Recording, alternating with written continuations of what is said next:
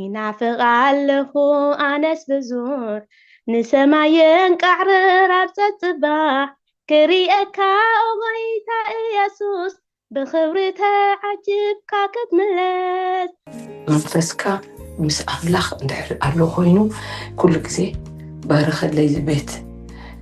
ወላት በዓል ቤት እንድሕር መገድ ለዊጡ ኮይኑ እንድሕር ፀልያ ክትምፀ ትኽእለና ትናታ መገዲ ንኣብነሲ ኣዴና ሳራ እንድሕር ርኢናያ ነቲ እግዚኣብሔር ዝኣተወሎም ተስፋ ብኣተሓሳስባ ሰብ ወይ በቲ ንሳቶም ዝርእይዎ መዕቀኒ ስለዚ ደንጎዮ ኣጋር ከተምፃሉ ከላ ንርኢ ግን እግዚኣብሔር ግን ኣብታ ቤት ዕላማ ስለ ዝነበሮ እግዚኣብሔር ነታ ቤት ስለ ዝተጠንቀቐላ እምበረ ነቲ በረኸታ ስታይ ጌራቶ እያ ንኻልእ ሂባቶ እያ ኣሕሊፋስ ሂባቶ እያ ከም ናተይ ሓሳብ ነዛ ምድራዊት ቤት እዚኣ ኣይጥምትን እየ ምበልኩ ከመይ ኣነ ንደቀይ ንበዓል ቤተይን ኣማኒት እንድሕር ኮይነሲ ክሳዕ ንሰማይ ዘብፅሕ እምነት ክህልወኒ ክስሕቦም ንዕኦም ገጽ እግዚኣብሔር ከርእዮም ምክንያቱ እዛ ቤት እዚኣ ሓላፊት እያ እዚኣ ክትርስዕ ነታ ዘይትበሊ ቤት ከጠምቶም ከምኡ ማሓሰብኩ ይብል ስለዚ ቃል እግዚኣብሔር ደገኛ ሰበይቲ ሲመን ይረኽባ ደገኛ ሰብኣይ መን ይረኽባ ይበለን ምክንያቱ ዝደግነት ካበደዩ ዘብል ሕጂ እታ ኣደ ሕዳ ቅድስቲ ንረኽቶም ኮይኖም ወላኻ ክርስቲያን ከላ ተሒዙ እቲ ቃል እናተመገበ ይዓቢ ምስ መንፈስ ቅዱስ እናተለማመደ ምስ መንፈስ ቅዱስ እናተኣሳሰረ ይዓቢ ድሕራ ምስ ወለደ ነቲ ኣብ ውሽጣ ኮይኑ ክላመደ ዝፀንሐ ንኽነብሮ ኣይፀጉመን እቲ ኣርእስትና እንታይ እያ ትብል በዓልቲ ሓዳርን ኦርቶዶክሳዊት ክርስትያንን ቅድሚ ንባብ ምሳሌ 14:1 ለባም ሰበይቲ ቤታ ተሃንፅ ዓሻግና ብገዛ ኢዳ ተፍርሶ ጓል ኣንስተይቲ ብኸመያ ቤታ ክትሃንፅ እትኽእል ጭቡጥ መረዳእታ ምቕራብ ንጹር መልእኽቲ ንምሕላፍ ስለ ዝሕግዝ እንታይ ክንጠቅስ ንኽእል ጓል ኣንስተይቲ ብኸመያ ቤታ ብገዛ ኢዳ ከተፍርስ እትኽእል ጭቡጥ መረዳእታ ምቕራብ ንጹር መልእኽቲ ንምሕላፍ ስለ ዝሕግዝ እንታይ ክንጠቅስ ንኽእል ተራ ኦርቶዶክሳዊት ክርስትያን በዓልቲ ቤት ኣብ እምነት ኣብ ትውፊት ከምኡውን ኣብ ፍቕሪ ዝተሰረተ ኮይኑ ምልኣቲ ዕግበት ዝህብን ዓሚቕ ጽባቐ ዘለዎን ጉዕዞ ሂወት እዩ ከም በዓልቲ ሓዳርን ከም ኦርቶዶክሳዊት ክርስትያንን መጠን እቲ ክንክተሎ ቀሪቡልና ዘሎ ዕድመ ጸጋን ትሕትናን ተመልአ ናብራ ንምንባር ብቐንዱ ንክርስቶስ ምጽዓብ እዩ ካብ ኣብነት እተን ቅድሜና ዝነበራ ቅዱሳት ኣንስቲ እውን ብዙሕ ክንመሃር ንኽእል ኢና መውስቦ ከም ቅዱስ ምስጢር ኣብ ኦርቶዶክሳዊት ክርስትና መውስቦ ሓደ ካብቲ ቅዱሳን ምስጢር እዩ እዚ ከዓ እቲ ኣብ መንጎ ሰብኣይን ሰበይትን ዘሎ ቅዱስ ሕብረት ነቲ ኣብ መንጎ ክርስቶስ ምስ ክርስትያኑን ዘሎ ርክብ ንዕኡ ዘንጸባርቕ ስለ ዝኾነ እዩ ኦርቶዶክሳዊት ክርስትያንን በዓልቲ ቤት ምዃን ማለት እምበኣር ነዚ ዓሚቕ ፃውዒት ዝተረዲእካ ኣብኡ ምንባር ማለት እዩ ሓዳር ሽሕኳ ኣብ ውሽጡ ዕርክነትን ምድራዊ ሓጎስን ዝሓቆፈ በረኸት እንተለዎ ብኡ ጥራይ ዝዝረትክን ኣይኮነን ብቅድስና ክንዓቢ ንሓድሕድና ክንተሓጋገዝ ከምቲ ክርስቶስ ንቤተ ክርስትያን ሂወቱ በጃ ዘሕለፈ ንሕና ከዓ ከምኡ ንሕድሕድና ሂወትና ከነወፊ ድልዋት ብምዃን እንውፈየሉ ጉዕዞ ሂወት እዩ ተራ ደቂ ኣንስትዮ ኣብ ኦርቶዶክሳዊ ትውፊት ንኦርቶዶክሳዊ ትውፊት ምስ እንርድኦ እቲ ኣብ ዘመናዊ ጠመተ ዘሎ ንሓዳር ዝምልከት ጉጉይ ኣረኣእያ ቅኑዕን ሚዛናውን ንኽኸውን ይሕግዝ እዩ ኦርቶዶክሳዊ ትውፊት ተራ ደቂ ኣንስትዮ ዘጉድል ዘይኮነስ ብኣንጻሩ ብትሕትናን ብብርትዕን ልዕል ዘብል ትውፊት እዩ ደጋፊትን መሻርኽትን ጓል ኣንስተይቲ ንሰብኣይ ትበቅዕ ደጋፊት ምዃና መጽሓፍ ቅዱስ ይገልጽ እዩ ደጋፊት ክበሃል ከሎ ገና ትሕቲ ሰብኣይ ከም ዝኾነት ንምርኣይ ዘይኮነስ ተመላላኢ ዝምድና ከም ዘለዋ ንምምልካት እዩ ከም ኦርቶዶክሳውያን ሰብ ሓዳር መጠን ሰብኣይ ርእሲ ስድራ ኮይኑ ክነጥፍ ምእንቲ ክኽእል ንሕና እተን ደቂ ኣንስትዮ በቲ ዝተዓደልናዮ ብርትዒ ኣቢልና ክንድግፎም ይግባእ ሓብሓቢት ቤት ኣባይቲ ኦርቶዶክስ ዘቤታዊ ቤት ክርስቲያን ተባሂለን እየን ዝስመያ እምነት ብግብሪ ዝንጸባረቐለን ከምኡውን ትምህርቲ እምነት ዝወሃበለን ድማ እየን። ሓንቲ ቤት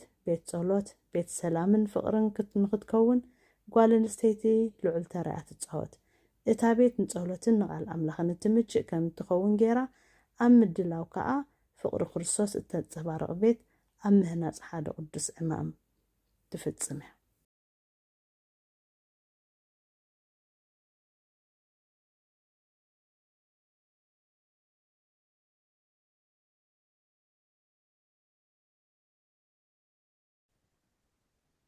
መርኣያ ጽቡቕ ባህርያት እቲ ኣብ ኤፌሶን 5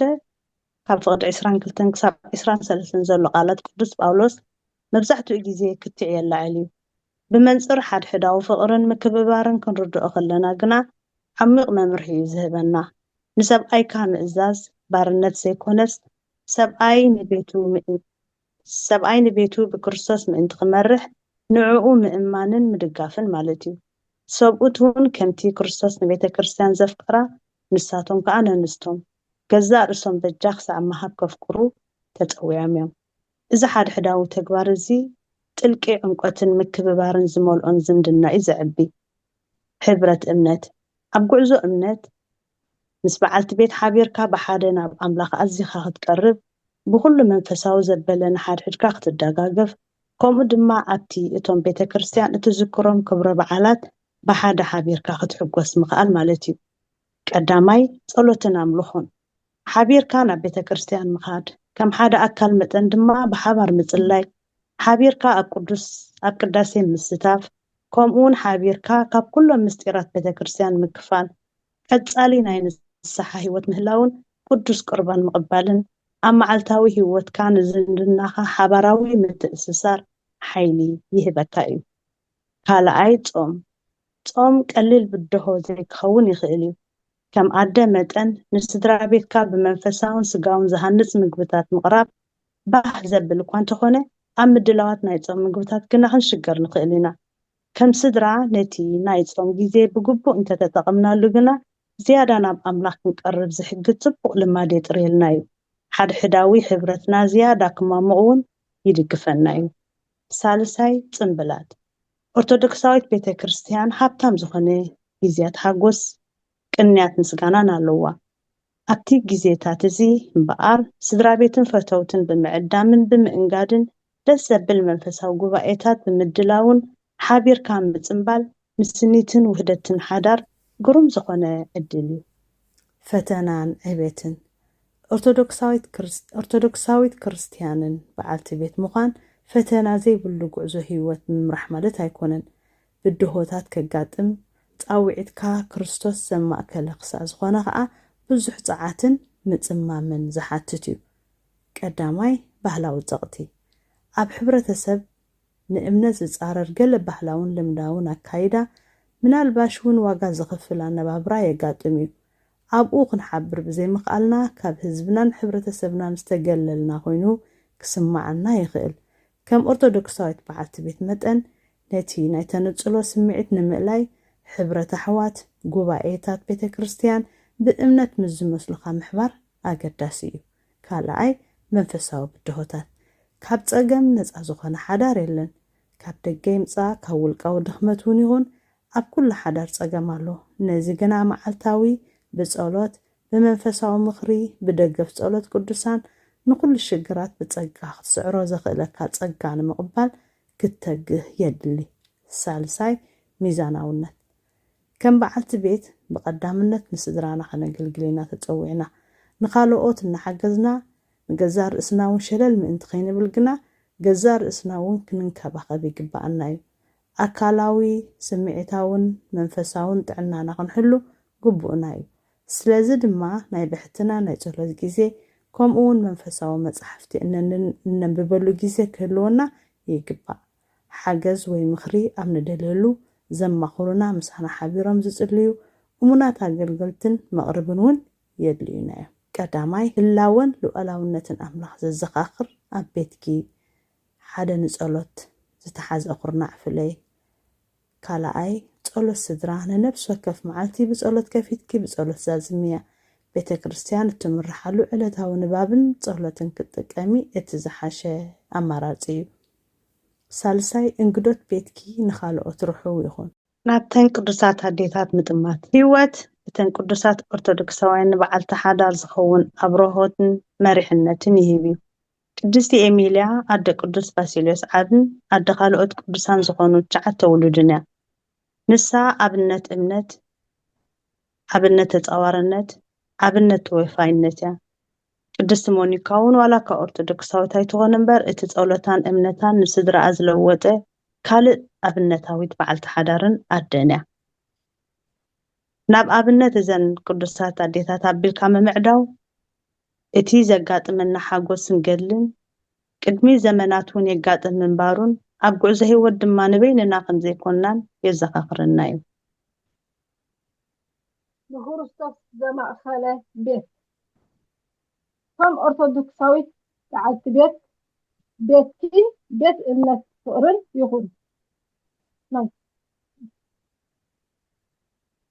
ኣለኸ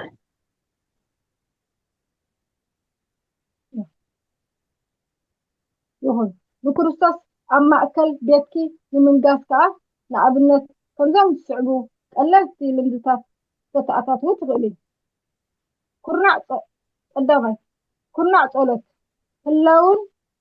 ህላውን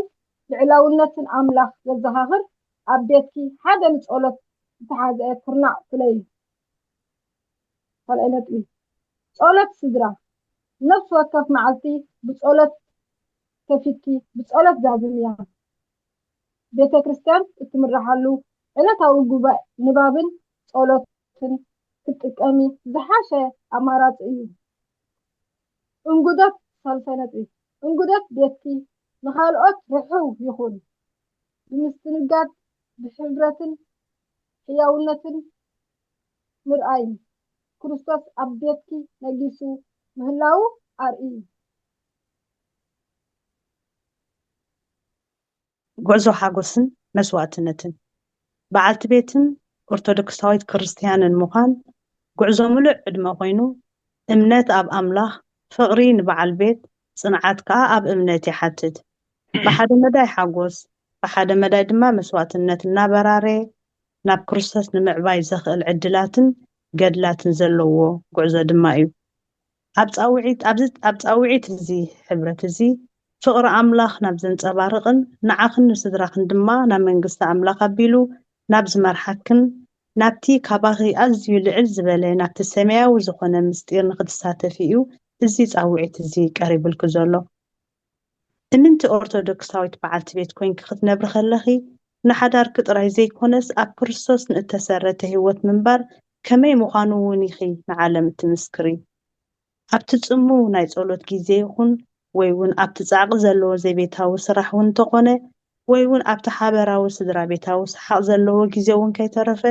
ለዋጢ ዝኾነን ቅዱስን ሞያ ሒዝኪ ኢኺ እትነብሪ ዘለኺ። ነዚ ጉዕዞ እዚ ብፍቕርን እምነትን ምእንቲ ክትጓዓዝዮ እግዚአብሔር ኣምላኽ ብርትዐ ጥበብ ከምኡ እውን ጸጋ ይሃብኪ ይሃበና ኣሜን። የሱስ ንዓይ ጓለየ ክብለኒ ኣባህ ዘብል ዕፃ በፂሑኒ መዋርስቱ ክኸውን ዘብቅዓኒ ኣባህ ዘብል ዕፃ በፂሑኒ ሰያሰይ ባሂሉኒ ኣባህ ዘብል ዕፃ በፂሑኒ ሰያሰይ ባሂሉኒ ኣባ ዘብል ዕፃ በፂሑኒ ኣባ ዘብል ዕፃ በፂሑኒ። ምሳሌ 14 ጥቕሲ 1 ለባም ሰበይቲ ቤታ ትሃንጽ ዓሻ ግና ብገዛእ ኢዳ ተፍርሶ። ጓል ኣንስተይቲ ብኸመይ ቤታ ክትሃንጽ እትኽእል ጽቡቕ መረዳእታ ብምቕራብ ንጹር መልእኽቲ ንምሕላፍ ስለዝሕግዝ እንታይ ክንጠቅስ ንኽእል? ካልአይቲ ድማ ጓል ኣንስተይቲ ብኸመይ ቤታ ብገዛእ ኢዳ ከተፍርስ እትኽእል ጽቡቕ መረዳእታ ብምቕራብ ንጹር መልእኽቲ ንምሕላፍ ስለዝሕግዝ እንታይ ክንጠቅስ ንኽእል? እግዚአብሔር ባረክም ብሩኻት ግዜና ንጠቀመሉ። መጀመርያ እምነታ ከተደልል ካብ ዘለዋ።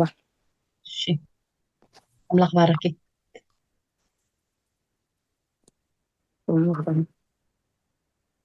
ሓድዮት ትዕትና ጽንዓት ኩሉ ክትብድህ ምዃና ኣብ ቤታ ንሳ ስለ ዝኾነት ብርሃን ናይ ገዛ ኩሉ ትገብሮ ብኣኣ ስለ ዝኾነ ኣብዚ ልዕሊ ኩሉ ጽንዓት ክህልዋ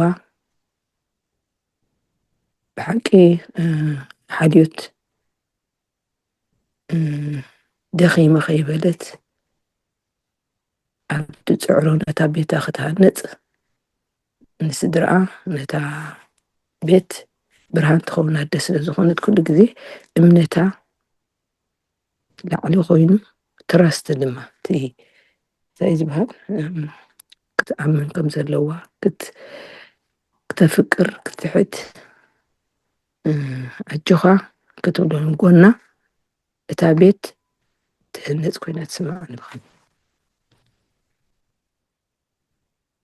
ኣምላኽ ባረኽካ ሓፍተይ ሽምክ ስለ ዘይብላ እግዚኣብሔር ይባረኽኪ ኣዜቤ ካብ ኣሜሪካ ቨርጂንያ ኦኬ ኣዜብ ሓፍተይ እግዚኣብሔር ብረኸ የብልኪ እወ ንሳ ስለ ዝኾነት ናይቲ ኮር ናይቲ ገዛ ማእከል ናይቲ ገዛ እያ ዘላ ማለት እዩ ስለዚ ብፅንዓት ንዑ ክትድግፎ ሓልዮት ደኺመ ኸይበለት እግዚኣብሔር ኣብ ርእሳ ከም ዘሎ እግዚኣብሔር ከም ዝድግፋ ብኩሉ ኣደ ክገብራ ከሎ እግዚኣብሔር ምስኡ ዝመፅእ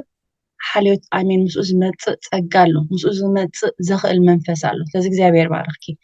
ባረኽኪ ዮርዳ ሓፍተይ ቀፅሊ ሕራይ እግዚኣብሔር ይመስገን ስለ ዝፀንሐና ግዜ ንኣምላኽ ክብሪ ይኹኖ እግዚኣብሔር ይባረክን ብሩኻት ኣሕዋተይ ኩልኽን ዘገልገልክን ብጣዕሚ ደስ ዝብል ምውሃድን መዝሙራትን ፀኒሕና እግዚኣብሔር ይመስገን ጓል ኣንስተይቲ ብኸመይ ቤታ ትሃንፅ ንዝብል ከምቲ ኣቐዲሙ ክግለፅ ዝፀንሐ ቤታ እትሃንፅ ብትሕትናን ብትዕግስትን ከምቲ ኣብ ቃል ኣምላኽ ተገሊፅና ደሎ ብስሩሕ ወርቅን ብብልጭልጭ ዝብል ነገራት ብስሩሕ ፀጉርን ብብልጭልጭ ዝብል ነገራት ዘይኮነስ እንታይ ደኣ ብፍርሓት ኣምላኽ ብትሕትና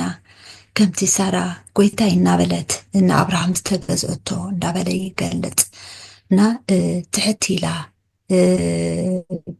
ብትሪኦ ነገር ብትሰምዖ ነገር ከይሰንበደት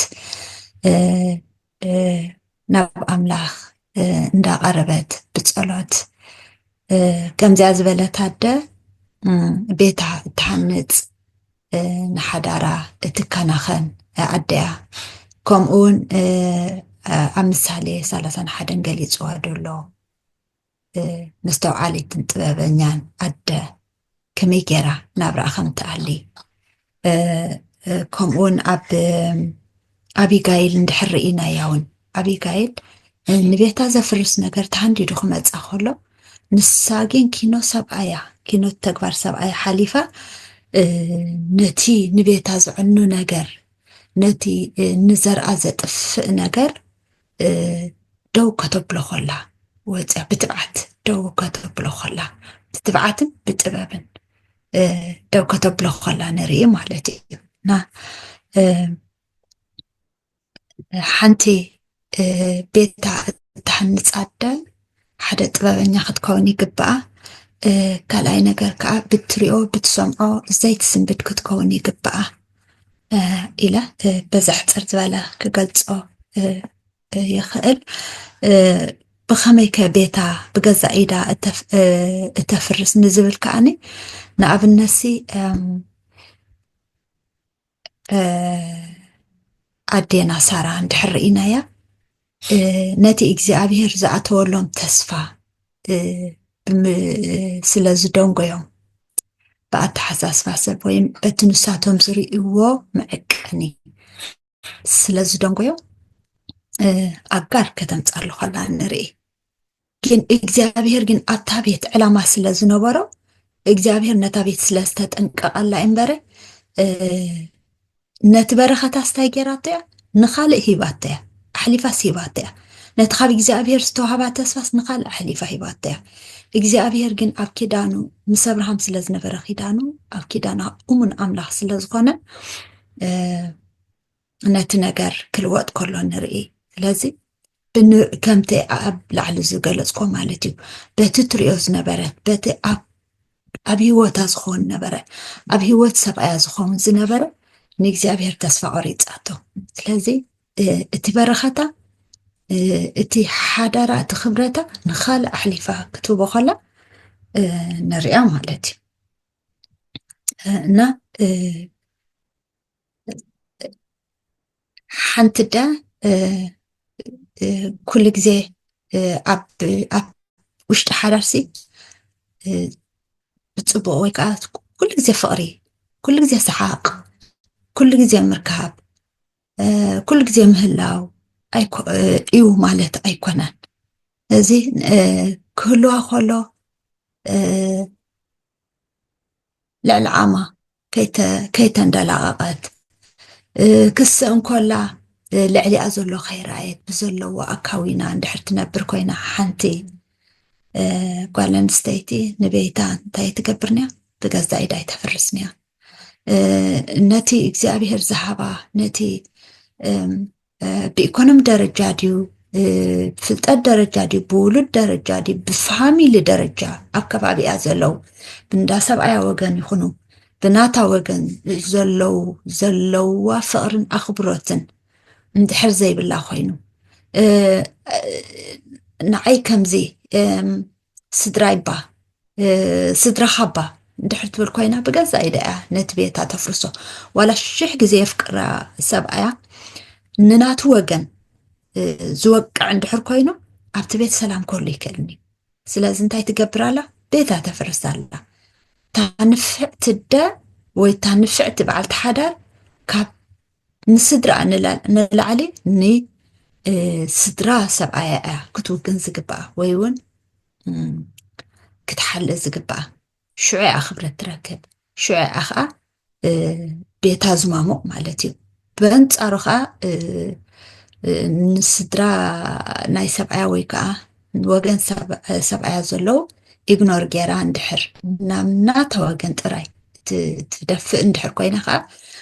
ነቲ ቤት ንምፍራስ ምክንያት ትኸውን ኣላ ማለት እዩ ንፋስ ንምእታው ምክንያት ትኸውን ኣላ ማለት እዩና ካልእ ምሳሌ እኳ ሕጂ እንዲሓሲበዮ ኣይተዳለኹን ነይረ ኣሬታ ግን እታ ምሳሌ ዝመፀትኒ ናይ ሳራ እያ እና በዚኣ ክውድእ ነቶም ካልኦት ከዓ ዕድል ክህብ ምንቲ እግዚኣብሔር ይባርኩም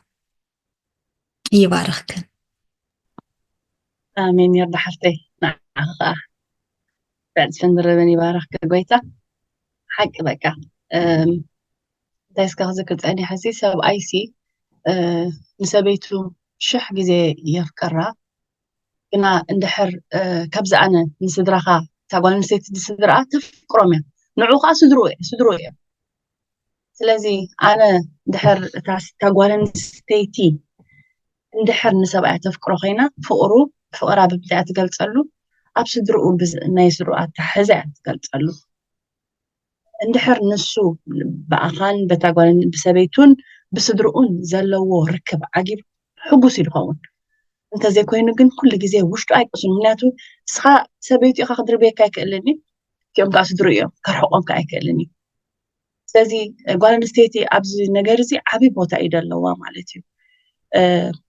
ይከላኸለላ ኢኻ እንድሕር ንስድርኡ እንድሕር ኣኽቢራቶ ዋላ እንተዝፅምታ ብክፉእ እንተተረኸባ ማለት እየ ይሕግዛ እዩ ይረድኣ እዩ ኣብ ዝኾነ ፈተና ከይትኣቱ ከዓ ሕግዛ እዩ ምክንያቱ ውሽጡ ዕሩፍ እዩ እታ ሰበይቱ ትገብሮ ዘላ ኩሉ ስለዝፈልጦ ይርድኦ እዩ ስለዚ ሓቂ እዚ መብዛሕትና ኣብዚ ናትና ሕብረተሰብ ብፍላይ ሓዳር ንምፍራስ ዝኸውን ዘሎ ምክንያታት እዩ ማለት እዩ ስለዚ እዚ እውን ክንሪኦ ፅቡቅ እዩ እግዚኣብሔር ባረክ ክንቀፅላ ኣሕዋተይ ኣብ መወዳእታ ከዓ ንኣሕዋትና ቁርብ ግዜ ክንህቦም ምእንቲ ቀፅላ ኣነ ሰብታ ሶሪ ዓዚቤ ኣብታ ሶሪ ታዊኸ ኣንተ ቢለሙ تأخذ إلي بحق صبق انتنا تبعلخن دسي فيديو إزي تاناي ناي بيتا تهنت زاري ونيرمو تاناي تياناي بيتا بخمئة تاجزات كتفرس تخيل انتينا دسيم اتي تاجزاسي كل جزء نساء برهان جزء نساء اتا تتأنميتاو نساء خلا بإيدا زلا مو تإجزابير زهبا توهوبو قولنا نايتي سبعايا سلازخونت كلها تقبرا نساء نسخ تفرسها تدليون حادي كابتي مجة تأشم زخون تفرس امنت مقدالي امنت يقدل دحر أبتي تايد بهالنا أبتي نابرا أبتي حادر بما نايك أدم كوازي كوازني حجي بفتوى كافتوى كيمو يؤتو دحر تي حدر مسرته ويقول عمس مزقدما حدثناي أملاخ ناي قويتا فرحات إግዚአብሔር ስለዚህ زيلو أبت بيت كل جزء تنفس السيد عن زعتو حجي زي ما أنت أمن ببلكا كم زكوا جيرو بزي حليفو زبلوا دبلقة نسون كم زجيرا كم زجيرو حجي تأيهون زي تأمنتي قدل كله دما أتابيت قلل نخت فرس لحر كم زي عزبول قادما فتيكا الكاتا أتومو يتفادتك أبتناي بيت أملاخ ونتي كتمالا لست فرحات تفقري تناي أملاخ فقري ناكل تيخا ورس كله مراد معي بلو أفتح دار كلاين دحر أبتي إناي أملاخ بوتا ندح زي اللخا بزح كزين نحنا تمسكن سبي إنايو أبزي مقدي سنة نح أنخوم زلنا أزي نفرق سنة زلنا أتي كمي كونكم زلو تا عدا كمي كونكم زلو وانبل بزحت حواتنا عدا كزلو واقل بخون عينا يريقوني تايدا أبتناي فقريت أن يحكا أنحمو دحر مس كل زي مسأنحكا أنا إمناتي قدل بودي وغن بواغل وغن ود فقري إندا ورد إن حتى تخيد نسو خالق خدمت نساون خالق خدمت حجي انت عايزهم بعبيو فرحة إግዚአብሔር سلازي اللي نإግዚአብሔር سلازي قدامك تحتنا ون سلازي اللي كل جزء خمسة تبع قال نسيت سلازخونت نتابيت نسي أخذ عريات خل بزخون المخنيات غيرها بفلا قلعت دحرالو أمونكو خاستولو نزيهم داخل كبرو نتحدر كتعريو من انت تنقل عتيلك ساكرفايس توسد السخاء نافتنا كختم تخليها بفلاي مس قويتا نحر تسامان تبيلك تقريبك منفسك مس أملاخ ندحر أرلو خوينو كل جزء بارخ اللي زبيت ولا تبع البيت ندحر مقد لويت خوينو ندحر تسأليا كتوم تخلي أنا فتناتا مقدي كل جزء نحنا تبق قز تبق بحري تبق ولا تناي دقاي زي حلولو بسمعهم أي سمعت زي حيوان دم أسعدوا خمس جيران إلنا نبينا نحنا ناي دقاي كنسمع يبلنا سقاب عين خاطريو تدي كوينوسي توقيمكا إلو مني إلنا بيتنا خنفرس كم زي بنا بقلال تفرس كأذياء مو كل جزء فتحت إግዚአብሔር كلنا نوع تلمينايو البيت كبارخ كم زخل تحدرون كبارخ كم زخل دكخان بيت كان نسات رأخت عريات خل ودي دحر بد محتوى نسيتجن كل جزء نسا نبام نسا مكرتي نسا طبيب زلوا نسا تبيت خفتا نسا أجوخا إلى قلنا نحر حيزاتو عرت خلتها جزائي إذا حسبهم لحن ካልኦት ከዓ ምሰምዕ እግዚኣብሔር ይባርኽክን ሮም ምሽት ብሓፍቲ እግዚአብሔር ይባርኽኪ ያ ናይ ብሓቂ መጀመርታ ዝመፅእ ኩሉ ግዜ ምናልባት ናይ ብዙሕ ፀገም ትሪኦ ኣብ ሓዳር ክትኣቱ ከለኻስ ፋይናንሻል ይኹን ገለኹም ትዳሎ ትኾን መንፈሳዊ ምድላው ግን ኣብ ብዙሕ ሰብ ዘይትርኢ እዩ ማለት እዩ ስለዚ መንፈሳዊ ስለዘይትዳለወሉ ብዙሕ ግዜ እንደን እቲ ዝኾነ ሽግራት ምስ መፀ እሱ ጥራሕ ከ ይኸኽእለካ ድኽእል ብገንዘብ ገለንስ ሓዳር ክኺደካ ኣይክእልን እዩ እቲ ኣብ ርእስኻ ሒዝካዮ ትኸይድ ንቐፃሊ እግዚኣብሔር እዩ ነቲ ሓዳር ዝገብራ እግዚኣብሔር እዩ ንዓይ ደኽእለኒ ኢለ ክኸይድ ተዘይክኢለ እታ ጓል ኣንስተይቲ ክትከይድ ተዘይክኢላ ኣብ መንጎ ሓዳር ብደገ ኹን ብቆልዑ ዝመፅእ ብዙሕ ነገራት ኣሎ ስለዚ ኖ እዚ ሓዳር እዚኣ ኣነን ካልኣየን እግዚኣብሔር ከዓ እዩ ዝማእከላ ኢልና እንድሕር ክንሓስብ ዘይክኢልና እቲ ዝመፅእ ነገራት ንሕና እንታይ ክገብሮ ንኽእልና ክንክእሎ ኣይንኽእልና ማለት እዩ ሕጂ ናይ መብዛሕትኡ ፀገምሲ በቲ መንፈሳዊ ነገሩ ሒዙ ንኣብነት ኣብ ዞን ከም ኣብነት ተጠቒሳ ኣላ ክርስቶስን ማሕበሩን ኢልና ክንገብር ከለናስ ሓዳርሲ እግዚኣብሔርሲ ንሓዳርሲ ዓብዪ ዓይኒ እዩ ዘለዎ ምክንያቱ ከምቲ ቃሉ ዝብለና ክጅምር ከሎ ብኣዳም ሄዋንን እዩ ንፈልጦ መፅሓፍ ቅዱስና ክውድእ ከሎ ከዓ ክርስቶስ ንመርዓት ክወስድ ክመፅእ እዩ እግዚኣብሔር ይመስገን ስለዚ እቲ ኣብ መንጎ ክርስቶስን ንመርዓቱ ብኸመይ ይጥምታ ክንደይ ነገር የሕልፈላ እታ ሰበይቲ እውን እታ መርዓት እውን ኣብ ቅድሚ እግዚኣብሔር ከመይ ኢላ ክትከይድ ከም ዘለዋ ንሱ እንድሕር ተረዲእና እቲ ናይ ክርስቶስን ናይታ ማሕበሩን ተተረዲእና ስለዚ ሓዳርና ብከምኡ ክንሪኦ ከለና ድማ ኣዝዩ እዩ ዝቐለልና ማለት እዩ ስለዚ እቲ ሳልሳይና ቀዳማይና ሳልሳይና ሰለስተይና ኮይና ንገብሮ መንፈሳዊ ነገርና ቅድም መጀመርታ ክቀድም ኣለዎ ማለት እዩ እግዚኣብሔር ይባርኽኪ ኣዝየ ሓፍተይ ሰምሃር ይቀፅል ሰላም ብሩኻት ኣሕዋት ከመይ ቀኒኹም እግዚኣብሔር ኣምላኽ ነዚ ምርኻብ ስለ ዝገበረልና ኣነ እኳ በቃ ሓጎሰይ ካብ መጠን ንላዕሊ ክቋፆሮ ኣይክእልን ዘለኹ ክብሪ ንኣምላኽ ይኹን ንኩላትኩም ዘገልገልኩም ዝመራሕኩም ዝዘመርኩም ከምኡውን ትሳተፉ ዘለኹም ኣቦታትናን ኣዴታትናን ኣሕዋትናን ሓትናን ኩልኹም ኣምላኽ ፀጋ የብዝሓልኩም ክብሎ ዝሓሰብኩ ዳርጋ ኩሉ እኮ የርዳ ሓፍተይ ትንትን ኣቢላ ገሊፃቶ እንድያ ክልተ ነገር እየ ግን ክብል ደልየ ሕጂ ብዛዕባ እዚያ ምዝርራብና ብዛዕባ ናይ ኣማኒት ኣደ ኢና ንዛረብ ዘለና ኦርቶዶክሳዊት ኣደ ንብላ ኣለና ኣይኮነን እዛ ኣደ እዚኣ ኣማኒት እንድሕር ኢልናያ እንታይ የድልያ መጀመርታ ኣብ ከውሒ ተሰረተት ኣደ ክትከውን ቀንዲ ነጥቢ ኣገዳሲት ንዓይ ኮይኑ ስማዓኒ ማለት እዩ ብድሕሪኡ እምነትን ትሕትናን ክህልዋ ይግባኣ ትእዝዝቲ ከዓ ክትከውን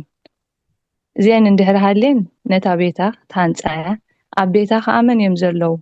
ውሉድ ኣለው በዓል ቤት ኣሎ እዚ ከም ናተይ ሓሳብ ነዛ ምድራዊት ቤት እዚኣ ኣይጥምትን እየ ንበልኩ ከመይ ኣነ ንደቀይ ንበዓል ቤተይን ኣማኒት እንድሕር ኮይነሲ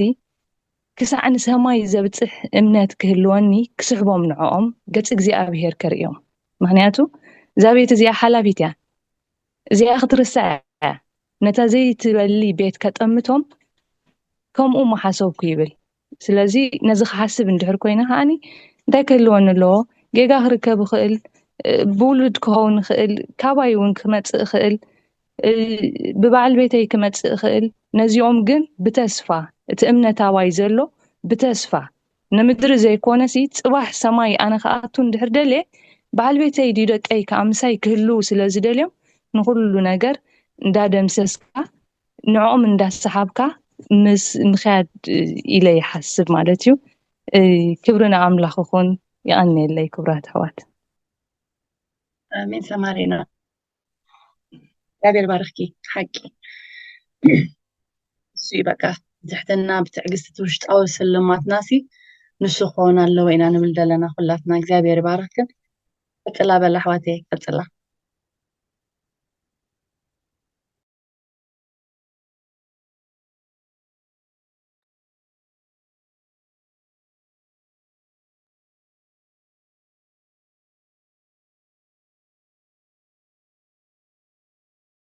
ኢዳ ይርአየኒ እየ ዘለኹ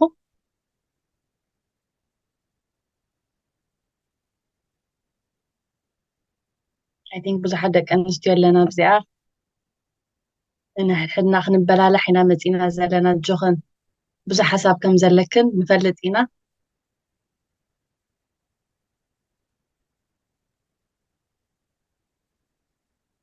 ሓራ ዩዲት ሓፍተይ እግዚአብሔር ይባርኽኪ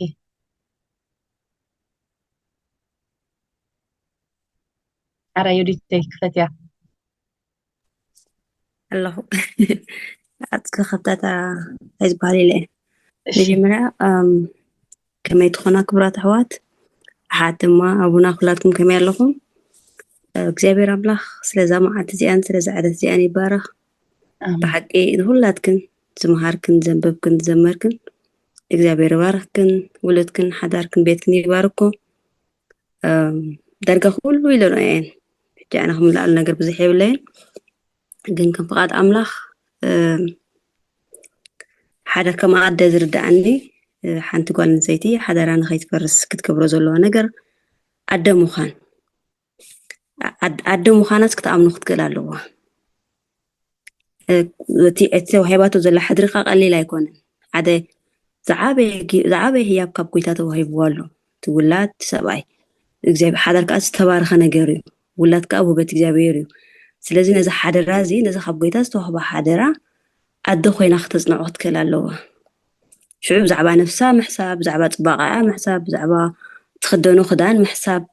እዚ ካልኣዊ ነገር እዩ መጀመርያ ግን ነቲ ካብ ጎይታ ዝተዋህባ ሓደራ ኣፅኒዓ ናትና መክሊት እዩ ንሓደ 50 ንሓደ 40 ንሓደ 30 ሂቦ ነይሩ ይብል ንዓና ከም ኣዴታት ከዓ ውሉድን በዓል ቤትን ተዋሂበና ኣሎ ስለዚ ነዚ ሓደራ እዚ ኣፅኒዕና ክንሕዞ ምናልባት ስጋ ስለዝሓዝና ብዙሕ ነገር ክንታለል ንኽእል ኢና ግን ልዕሊ ኩሉ ቀዳምነት ዝስራዕ ነገር ሓዳርና እዩ ልዕሊ ስድራና ይኹን ልዕሊ ኣዴና ይኹን ልዕሊ ኣቦና ይኹን ቀዳምነት ክንሰርዖ ዘለና ሓዳርናን በዓል ቤትናን እዩ ድሕሪኡ ኢኻ ናብ ካልእ መንገዲ ክትከይድ ድሕሪኡ ኢኻ ብዛዕባ ስድራኻ ትሓስብ ትኽእል ኢኻ ሰብ ስለዝኾንካ ግን መጀመርያ ብቕድሚት ክስራዕ ዘለዎ ነገር ተሃልዩ ትብጎንኻ ዘሎ በዓል ቤትካን እቶም ስኻ ካብ ኣምላኽ ዝተዋሃብካዮም ሓደራን ውልድን ማለት እዩ ምክንያቱ ፅባሕ ንጎቦኦም ክትሕተት ኢኻ ኣደይ ኮንካ ናይ ኣብራህካ ናይ ሓገዝካ ናይ ፃዕርካን ኣብዚ ዓለም ኖርማል ትነብሮ ሂወት ኣይኮነን ናይ ፃዕሪ ዓለም እዩ ስለዚ ከም ክርስቲያን ጥራሕ ዘይኮነ ከም ኣደ እውን ዝተዋሂብና ዘሎ ሓደራ ኣፅኒዕና ክንሕዞ እየ ዝብል ብኸመይ ፈርስ ከዓ ኣደ ዘይምዃን እዩ ሓላፍነት ኣደ ዘይምዝካር ካብ ናይ ኣደ ሓላፍነት ምዝንጋዕ ሙሉእ ግዜኻን ጉልበትካን ነቲ ምሳኻ ዘሎ ናብራ ዘይምሃብ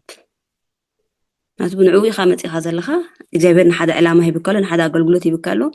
ምዝማር ወይ ማሕበር ምምራሕ ወይ ገለ ይኮነን ዝዓበየ ኣገልግሎት ንህደ ዝተዋህባ ቤታ ንቤታ ዝኸውን ግዜን ንቤታ ዝኸውን ጉልበትን ምሃብ እዩ ስለዚ ነሲ ንወዝን ክትገብር እንተዘይክኢላ ግን ተሓዳር ክፈርስ እዩ ምክንያቱ ብሓደ ኢድካ ዝጠቕዓ ሓዳር የለን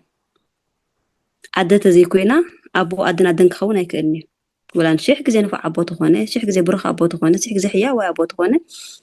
ኣደን ገዛ እንተላ ኣበላሻቶ ግን ተበላሻ ኣላ ኣደን ድሕር ምስ ኩሳ ኩሳምዓ ዘይክኢላ ተበላሻ ኣላ ኣቦ ሕይል ውዕሉ ሕይል ሓሊሩ ኣደ ክትዕርዮ ትኽእል እያ ስለዚ ኣደ ምዃንና ልዕሊ ኩሉ ንዓና ዝተዋህብና ኣደ ዓቂምና ክንሕዞ ኣለና ይብል ስለዝሰማዕኽናኒ እግዚኣብሔር ኣምላኽ ይስማዕኽን ፀጋ የብዛሓልክን ውሉድክን ናብራኽንን ይባርኽ ተባረኸ ዘናዕወተይ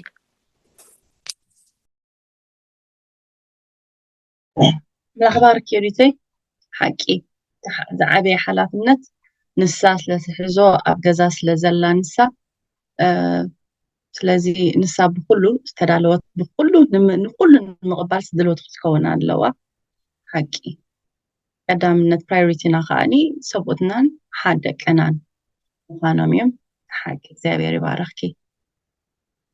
ቀጥላ ኣሕዋቴ ኣብ ዋሽቲ ከም ኣብነት ክንጠቕሳዶ ንኽእል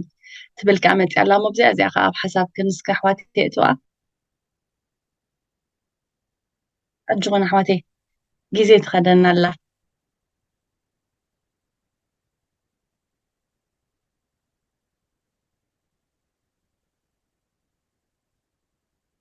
ኢዳ ይርኢን የደለኹ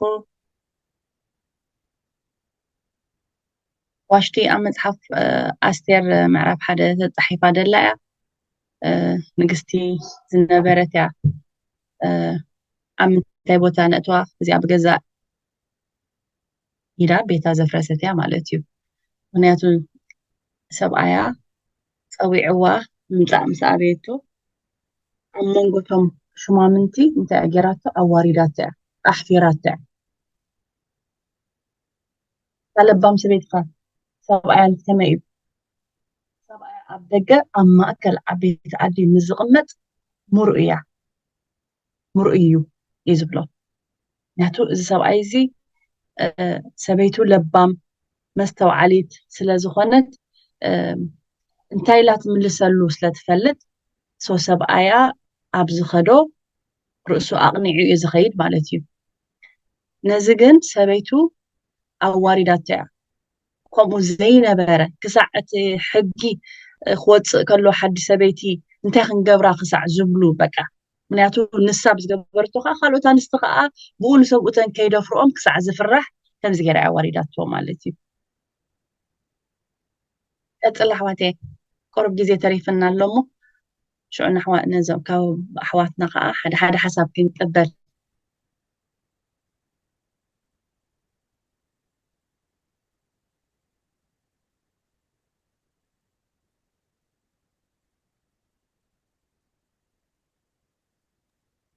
رحفتي نيشتي دقبل أنا نحواتنا أجل كهباني لأمو دحاني كين وحكو እግዚአብሔር ይመስገን ሰናይ ዝኾነ ሓሳባት ክንሰማዕ ፀናሕና ኣምላኽና ክብሪ ይኹኖ ኣብቲ ናይ ምህናፅ ከምዚ ክንብሎ ፀናሕና እታ ዲ ተሃንፅ ተፍርስ እያ እሞ እታ ተፍርስ ከዓ ኣይተሃንፅን ኣላ ማለት እዩ ሕጂ እታ ኣብቲ ምህናፅ ኩሉ ግዜ ኣብዚኣ ሕጂ ንሕና ከም ኦርቶዶክሳውያን ክርስትያናት ክንዛረብ ኮይና መጀመርያ እቲኣ ጓል ኣንስተይቲ ፍርሓት እግዚኣብሔር ክህልዋ ኣለዎ نمس أملاخ من طبقة تكون الواقع زي كنا ببض صنحنا كوم عينة هاد تكون كنزل واينا ثم هنا دلنا بذا دم ببناء صحفتي حجي زي مسارة زين حرد أحيزنا أفتم هنا صرحنا دلنا مالتي كاو تاريخنا خا أفتي مفراس نركب إذا صحفتنا زي زنببنا يو سنة صحف أنا سابرينا أتبهل زي أنا سابرينا أتبهل كم زخمانا كلنا بزي عدل ناسي كاب أرثوذكساوي الدخنة كريستياناوي بيتسابينا مزينا مبزحتنا إلي حسب درجة كلها نغمان قبل الدفر مالتي زي حفتنا زي أجن أرثوذكساوي تاينا برتن كريستيانو ناينا برتن دحارة نتنا أرثوذكساوي كريستياناوي قعزو مسرعيات يا تأتو دلانا بو بدحر خنديت مرتن دليتني شعوقم أرثوذكساوي كريستيان كخون تقبلنا ترخيبة تبل أو خينا شعو اتتريو زنبارت اتي أكايدا نايتا بتخريستيان نعادت ألو بتخريستيان أكايدا تبو أكايدا سلزخدا زنبارت أنا ديتا أنا حدار مسكبوركو بقى لك نخرسوس تسمر حدار كمتي قد كونز قب أنا حدار كمتي كم زي حدد صحافته كم أخوينا نختكون يا مديبة مالتي شو حدار مسكبرت كوفي لا حدار أجرا دقها عبيا دقها أني دق خمزي الزنب بني عينت بهم عينتها تحد أنا بابرا تنبر نيرا حجي أنا أنت أقبل دليل زي حفتنا زي تسألي أنا بتي أرثوذكس أو كريستيان أتيا مخنياتو تطبق الواصل زرعيت حجي نحنا ولد أنا حنا درسنا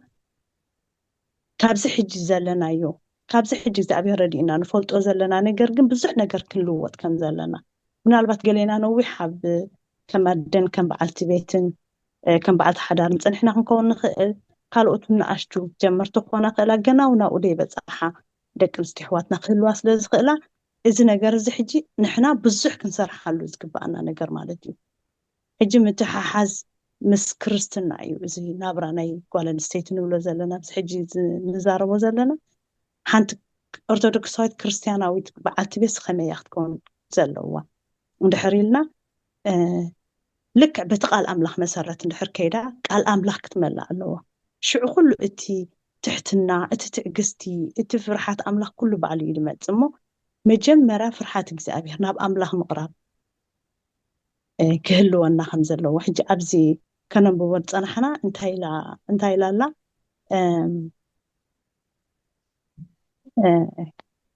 ፍሉይ ድገበረታ ማለት እዩ እንታይ ኢላ ኣላ 3 ነጥቢ ገይራ ኣላ ኩርናዕ ጸሎት ህላውነት ሉዓላውነት ኣምላኽ ዘዘኻኽር ኣብ ቤትካ ሓደ ንጸሎት ዝተሓዘ ኩርናዕ ፍለይ ሽዑ ኣብኣ ኮንካ ኩሉ ግዜ ንጸሎት ድልው ኢኻ ማለት እዩ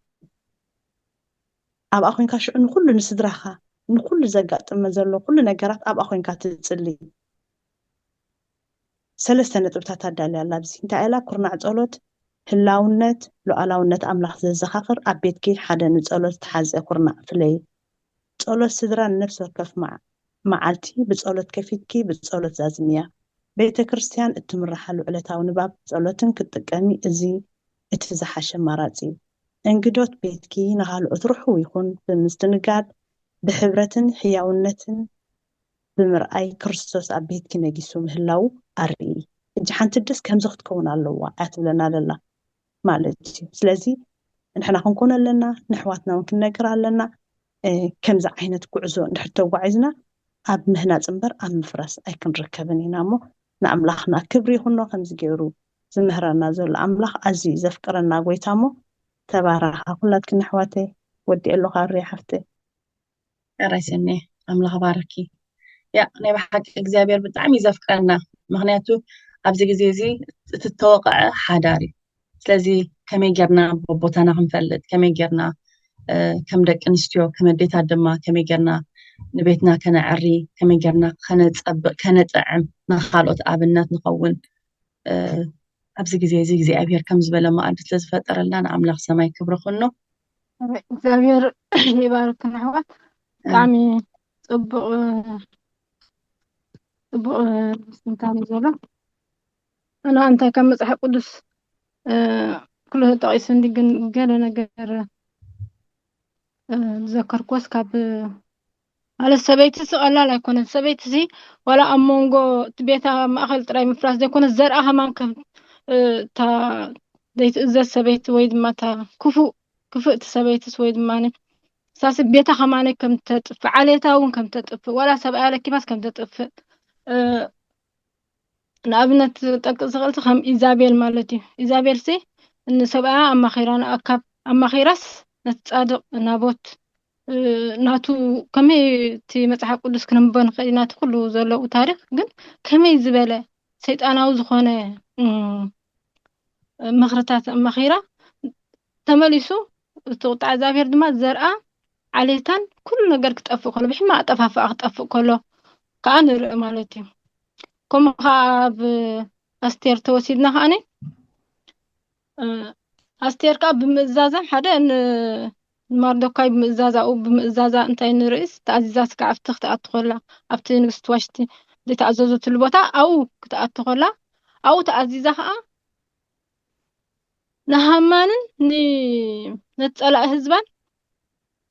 ንዑሲ ብርገዛእ ርእሱ ከም ዝጠፍእ ከመይ ዝበለ ጥበብ ከመይ ዝበለ ምኽሪ ከመይ ኣተጠቂማ ክንሪኦ ከለና ማለት ከመይ ዝበለ ኣብ ውሽጣ ፀራ ብጾሙን ብጸሎትን ነቲ ነገር ካብ ኣማኻሪ ንጉስ ካብ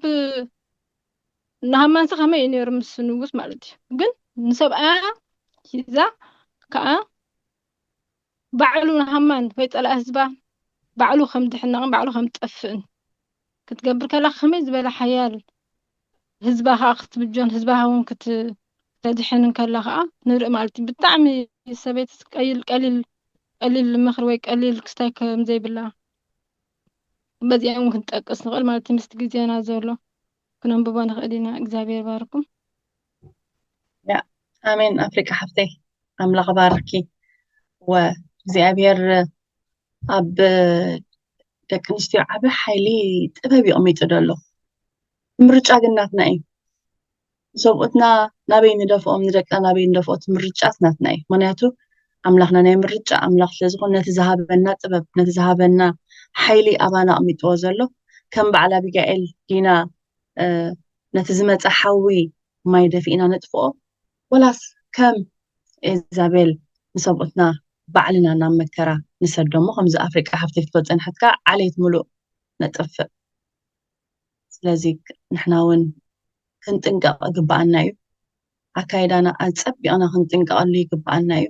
ዘመኑ ጊዜኡ ክፉ እዩ ሰይጣን ሓደራ ፀቢቑ ክወቅዓሉ ተዳሊሉ ኣብ ዘሎ እሞ ከዓ ብዙሕ ሓደራ ዝወቅዓሉ ዘመን ስለ ዘለና ስለዚ ንሕና እውን ኩሉ ግዜ ትደውሉ ዘሎ እስከይወድቕ ይጠንቀቕኒ ድብል ቃል ኣምላኽ ስለዚ ንሕና እውን ንሓዳርና ኩሉ ግዜ ክንጥምቶ ንሓዳርና ኩሉ ግዜ ኣብ ቅድሚ እግዚኣብሔር ከም ለባማት ኮይና ኣብ ቅድሚ እግዚኣብሔር ንሓዳርና ክነርኢ ግባአና እዩ እሞ እዚ እግዚኣብሔር ይባረኩም እታ ግዜና እንዳኸደት እያ እሞ ምናልባት ኣብ ዘይተዓመም ቦታ ከይህልዎን ምሳና ዘለኹም ኣሕዋትና ደቂ ተባዕትዮ እዚኣ ዘለኹም ከዕድል ክንበኩም እስከ ካባኹም ከዓ ብዙሕ ስለንምሃር ብዙሕ ስለንዕረ ብዙሕ ዘፀብቐና ነገር ስለ ዘሎ ንስኻትኩም ከዕድል ክንበኩም ኢና ኣምላኽ ባረኩም ኣሜን ብፅበ ንፀኒሐ ፅቡቅ ጌርኪ ኣርያም እግዚኣብሔር ባረኽኪ እግዚኣብሔር ባረኽክን ኩላትክን ኣሜን ዘገርም ዘረባ ዘገርም ምግላፅ ዘገርም ጥበብ ኢና ክንሰምዕ ፀኒሕና ቤት መሰረት እዩ ብመሰረት እያ ንኩሉ ነገር ቤት ምስ በልካ ኢኻ ቤተ ክርስቲያን ትብል ቤት ምስ በልካ ኢኻ ዓዲ ሕብረተሰብ ሃገር ክትብል ትኽእል እግዚኣብሔር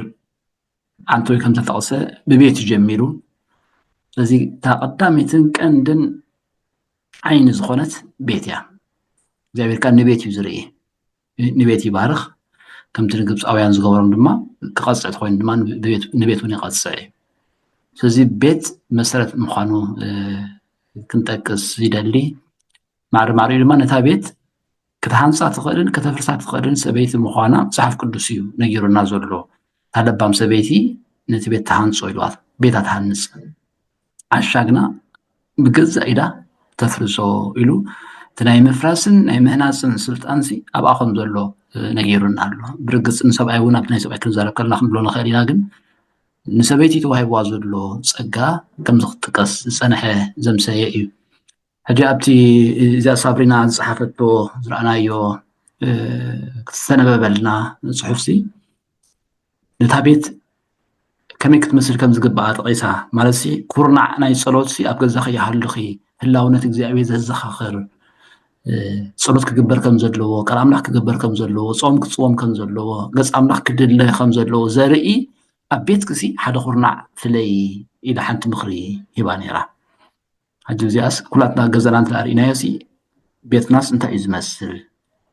ንቤተ ክርስቲያን ድዩ ዝመስል ንቤተ መንግስቲ ድዩ ዝመስል ወይስ ነዚ ናይ ሆሊውድ ፊልምታት ድዩ ዝመስል እንታይ እዩ ዝመስል እቲ ቤትና ክንሪኦ ፅቡቅ እዩ ተነጊሩና ዘሎ ግና ህላውነት እግዚኣብሔር ዘዘኻኽር ክርስቶስ ማእከል ዝገበረ ቤት ክኸውን ከም ዝግብኦ ከምኡ ጌርኪ ህነፅያ ኢላ ምዒዳ ኣላ ካልኣይ ድማ ናይ ሕብረት እዩ ሓቢራ ትፅሊ ቤት ሓቢራ ትነብር እንዲ ዝበሃል ናይ ፋሚሊ ናይ ስድራ ናይ ፀሎት ግዜ ናይ ቃል ኣምላኽ ግዜ ናይ ንባብ ግዜ ክህሉ ከም ዝግብኦ እዚ ካታ ሰበይቲ እያ ትገብሮ ወላ እኳ እቲ ሰብኣይ ዳሕራይ ርእሲ ኮይኑ እንተመርሖ ክህሉን ዘይክህሉን ክግበርን ዘይክግበርን ግና ዋና ተኸታታሊት ኮይና ክትገብሮ ትኽእል ወላ ናይ ገዛይ ምሳሌ ዝህብ ዘለኹ ሰበይቲ እያ ትገብሮ ሰበይቲ እያ ደቅኻ ክትእክበልካ ትኽእል ከተምፅኦም ትኽእል ንዓ ከም ዝግበር ኢላ ክትእዘካ ትኽእል ማለት ክትእዘካስ ከተዘኻኽረካ ክተርእየካ ክትድግፈካ ትኽእል ሰበይቲ እያ ስለዚ ኣባኽን ዘሎ ፀጋ ሽለል ከይትብልኦ ተዋሂብክን ዘሎ ጥበብ ከዘኻኽር እደሊ እዚኣ ክብል እምበር ካልኦት ብዙሓት ንህሉ ኮኑ እዮም ሓሳብኩም ንሰምዕ ብሓቂ ግን ተገሪመ ዘገርም ጉባኤ እዩ ፀኒሑ እግዚኣብሔር ነቲ ንዛረቦ ዘለና ገበርቱ ይግበረና ኣምላኽ ይባረክን ኣሜን ኣሜን ኣባ እሺ ንዓኹም ከዓ እግዚኣብሔር ይባረክኩም ኣብ ትሕቲ ኣምላኽ ኮይና ተሓባቢርና ምእንቲ ሓዳርና ክንመርሕ ካብ ጉድለት ናይቲ ሓደ ካብ ፅባቐ ናይቲ ሓደ ቤት ካብ ጉድለት ናይቲ ሓደ ቤት እንዳተኣራረምካ እንዳተመላላእካ እግዚኣብሔር ንሕብረት ዓብይ ግደ ሂብዎ ስለ ዘሎ ከምኡ ጌርና ናብራና ክንመርሕ እግዚኣብሔር ዝደልዩ እዩ ስለዚ ኣሕዋተይ 37 ሰባት ኢኹም ዘለኹም ኣብዚ ኣወዳትና ኣዋልድና ኣምላኽ ንዓኹም እግዚኣብሔር ይመስገን ክብርና ኣለኹም እዚ ጉባኤ ድሃበ ኣምላኽ ኣብ ስርሑ ኣብ ዕዩ ዘይጋግእ ኣምላኽ እዩ ናይ ብሓቂ ኣባና ዝንበሮ ዓብ ነገር እዩ ኣሜን እቲ ምውላድና ንሕና ስለንኽእሎ እቲ ምጥናስና ንሕና ስለንኽእሎ እቲ ምጥዋብ ኩሉ ካብ ዛዕቢ ፀጋስ እንታይ ኣሎሞ ዓብ ነገር እዩ ተዋሂብና ደሎስ በቲ ናይ ክሳይ መንሕሰብ ባዕቲ ክፈጥረና ከሎ ኻንሲ እንታይ ግልሃኒትን ኣምላኽናሲ ሓስቢ ከሰንቶ ከሎ ኩሉ ግዜ ዝገርመኒ ክብሪ ታቤትና ክንሃንፅ እናሃንፅሉ ጥበብ ሂበና ምስ ጠቢቕና ምስ ንኸይድ ካብ ዓሊና ምስ ንኸይድ ከዓ ንጥፍኣት ከም ዝኾንና ትቃል እግዚኣብሔር ካብ መጀመርኡ ሳዕ መወዳእቱ ኩሉ እዩ ዝነግረና ከመኢልና ንነፍሲ ወከፍና ማለት እዩ ንደቂ ኣንስትዮና ንደቂ ተባዕትዮና ሂወትናስ ከመይ ጌርና ንኸይድ ዘምህር ቃሉ ሂብና ካብ ዝዓቢ ነገር የለን ሕጂ ከምዚ በዓል ኣፍሪቃ ሓፍተይ ቅድመ ይገልፆ ዝፀንሓ ተን ዝሃነፃ ተን ዘፍረሳ ኣዴታት ሰናዕና ትምህርትና እየን ኣብ ሂወትና ከዓ ኣብዚ ሕጂ እቲ ቃል ኪዳን ሲ ከምዚ ናይ ኣምላኽ ቃል ኪዳን ኮይኑ ዘይስምዖ ወለዶ በፂሕና ኣለና ብዙሓት ኣሕዋት ዝተጎዳእና ኣለዋ እዛ ዓለም ከዓ ከም ጥበብ ጌራ ነቲ ቃል ኪዳን ከመይ ጌራ ትሰርሓሉ ኣላ ከዓ ትሪእዎ ኣለኹም ንነብሮ ዘለና እዩ ኮንትራት እዩ ተባሂሉ ምክንያቱ እቲ ቃል ኣምላኽ ሲ እግዚኣብሔር መጀመርያ ካብ ኩሉ ስርዓታትን ገለን ክፈጥር ከሎስ ቃል ኪዳን እዩ መጀመርያ ፈጢሩ ሰብኣይን ሰበይትን ገይሩ ፈጠረ ሰብኣይ ኣቦና ድዩ ንሕደር ንሳ ሰበይት እውን ይጥበቕ ድብል ኣብቲ ሕማቕ ግዜ እስራኤላውያን ክዓልቡ ከለዎ ንስቆትዎ ከለዉ ከዓ ሙሴ ዝገብሮ ምስ ጨነቑ ፍትሕ ክብል ከሎ ኣምላኽ ግን ኣብ ሓድሽ ኪዳን ምስ መፀ ብኣካል ንምድሪ ምስ መፀ ከዓ ዓብዪ ነገር ዝመሃረ ከምኡ ኣይነበረን ካብ መጀመሪኡስ ኢሉ ካብ ዝዓቢ ኣምላኽ ትምህርቱስ እንታይ ኢና እሞ ካብ መጀመርያስ ከምኡ ይነበረን ኢሉ እቲ ምፍታሕ ሲ ትርልብኹም ኢሉ ሕጂ ኣብ ሰዓት በቲ ትር ልቢ ንጓዓዞ ዘለና ሂወት ኢና ንኸይድ ዘለና እግዚኣብሔር ምሕረት ይግበረልና ምክንያቱ ደቂ ተባዕትዮና ከም ኣቦ ከም ሰብኣይ ደው ክብሉ ይከኣሉን ደቂ ኣንስትዮና እውን ከምኡ ከመደ ከም ሓፍቲ ከም ኩሉ ኮይና ደው ክንብል ስለዚ ይከኣልና እቲ ኣብ ቦታና ዘይምርካብና እቲ ዘይምቅብባልና ሃስያናይ ኩሉ ኮይና ከም ሕብረተሰብ ሲ ሕስብ ክተብሎ ከለኻስ የጉሄካ ሰብ ንምድራዊ ነገር ክትስብል ኢልካስ እቲ ብሓሶት ንነብር ዘለና ህዝቢ ኢና በቃ ኣብዚ ኸድናዮ እዚ ንእመነሉ እዩ ክንእመነሉ ከዓ ዘለና እዩ ከም ኮንትራት ናይዚ ምድሪ ኮይኑ ትሰብ ከይዱ በቃ ፈሊሉ ተፋትየ ፈቲካ ድሓር ኣይደሌካ ነይ ተተባሂልካ በቃ ደይ ሳምቦ ኢና ነርና ደይ ክስታ ኢና ነርና ተባሂልካ እግዚኣብሔር ሲ ትምስተዘማዊት ዝቐረፆት ዝብቃል እዩ ተኣዘሞ ማለት ሲ በቃ ሓደ ኣካል ኮይኖም እዮም ኢሉ እዩ ኣብ ሰዓት እዚ ግን ምሕረት ይግበረልና እግዚኣብሔር በቃ ኩሉ ግዜ ይሓስቦ ብልበይ ኣምላኸይ እቲ ስኻ ድሓብከና ዓብ ክብሪስ እቲ ምሳኻ ጠቢቕና ክንከደሉ ከም ቤተክርስትያንን ከም መኻን ከም ርእስን ኮንካ ክንከይድ ንሕና ቤተክርስትያን ከም ጎይታይ ከም ክርስቶስ ክኾኑ ሰብኡትና ኩሉ ግዜ ኣምላኸይ በጃኻ ኢሉ ዝፅልየሉ ሰዓት ኣሎ ኣብ ቤትና ከም ዘሎ ናይ ቤት ጸሎት ክህልወና በዚ ሲስተም ተባሂሉ ተታሒዙ ሰብ በቃ ሲስተም ሒዝና ከምዚ ኢልና ንምኽንየሉ ብዙሕ እዚ ክንነስሓሉ ኣብ ቅድሚ እግዚኣብሔር ነቢዕና ክንምለሰሉ ዘለና እዩ እሱ ስለዚ ይገበርና እዩ ብዙሕ ነገር ስለ ምድርና ስለ ህዝብና ስለ ሓዳርና ስለ ቤትና ስለ ደቅና እንፅልየሉ ግዜ ዘይምህላውና ብዝመሰለና ዝነብር ዘለና ህዝቢ ምዃንና ኩሉ ግዜ የተሓሳስበንስ በቃ ኣምላኸይ ንዓኻስ በቃ ንድሕሪት ንቅድሚት ዘይኮነስ ንድሕሪት ገይርናካስ ብሓሳብና በቃ ብሓሳብና ንኸይድ ዘለና ብፍቃዱ ዘይኮነስ ብፍቃድና ዋላ ንሕና ንነብር ኣለና ኢልና ሓንሳብ ካብ ፍቃድ ኣምላኽ ወፂና ንኸደሉ ብዙሕ ኣምላኽ ግን ምሕረት ይግበረልና ኣሜን ናይ ብሓቂ የተሓሳስበኒ እየን በዓልና ሓንሳብ ምክንያቱ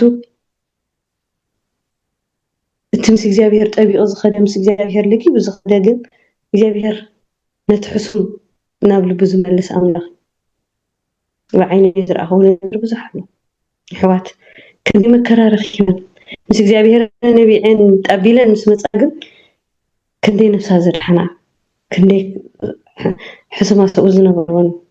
ክንደይ ናብ ጎይታ ዝመለስ ኣሕዋት ከም ዘለዋ ካፍልጥ ንዓኣን ካብ ኩሉ ግዜ እግዚኣብሔር ከም ኣቶም ክኸውን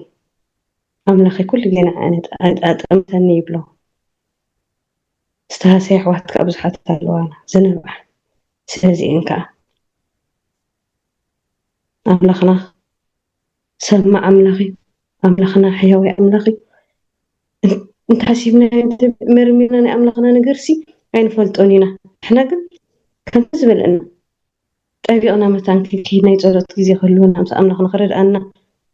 ክንምለስ ናይ ፍቕዲ ኣምላኽ እዩ ኣምላኽና ከምኡ ክገብረና ኣምላኽ ኩሉ ግዜ ኣሕዋተይ ኣብዚ ዘለና ኩላትና ነንሕድሕድና ኣጅኽና ተባሃልና ዝተጎዳ ኣሕዋትና ብቓል እግዚኣብሔር ነፃናዕና ዝተጎዳ ኣሕዋት ዋላ ወዳትና ዋላ ወለድና ከምዚ እኳ እግዚኣብሔርና ከምዚ እኳ እዩ ዝብልና ብቓሉ ክንምሃር ክረድኣና ጎይታ ክድግፈና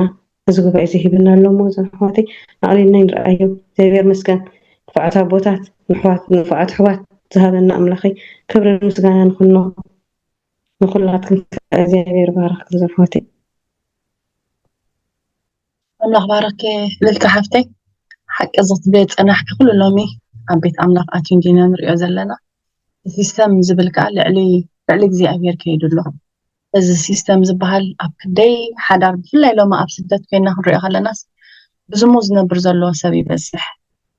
ኪዳን ዝበሃል ቃል ኪዳን ኣብ ቅድሚ ኣምላኽን ሰብን ኣብ ቤተክርስትያን ተኣትዎ ኪዳን ብዙሕ ሰብ ጎሲዎ እዩ ዝኸይድ ዘሎ ቆልዑት ኣብ ምዕባይ ዝነብር ዘሎ ሓንቲ ቃለ መጠይቕ ሰምዕ ነይረስ 7 ቆልዑት ወሊዶምሲ ቃል ኪዳን ኣሲሮም ንመጀመርታ ድገረመኒ እንታይ ኢላ ድሕሪ 7 ቆልዑት ቃል ኪዳን ኣሲርኩም ስበላስ እወ ኣብ ዝሙት ኢና ንነብር ነርና ኢላቶ